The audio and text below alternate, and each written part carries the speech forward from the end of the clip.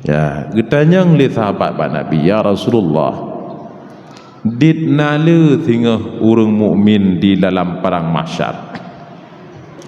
Nabi menjawab, dalam perang mahsyar sehingga sertuh 20 boh baris Allah yang tudit sertuh 20 boh baris dalam sabah-sabah baris Allah yang tudit dit nala hamba-hamba Allah.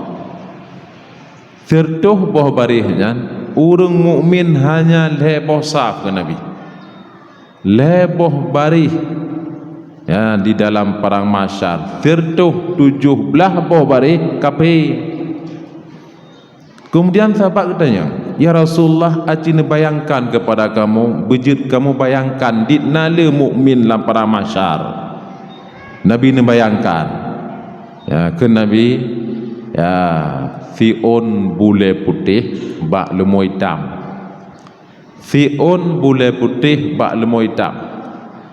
Maka coba bayangkan nunggu, maka tanyakan kebetulan pilihan Allah ya, gekena kasih le Allah, gekena pegat tanya sebagai penghuni syurga, bukan sebagai kayu bakar api neraka.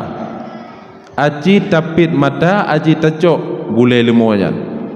Roh yang putih ya, sang tertuh ke tacok tapit mata tetap hitam kena, kecuali talum taglib baru menempuk yang putihnya. Menan kata Nabi, yaitu lagi siun boleh putih bak lemo hitam. Maka taduk tu darenungi geroh batilungnya amat-amat gesayang oleh Allah, dijadikan lung oleh Allah sebagai mukmin na iman lam dada. Ya, kan kebetulan lungnya hamba yang dipilih oleh Allah, anak kunci syurga kana lam dada. La ilaha illallah Muhammadur Rasulullah.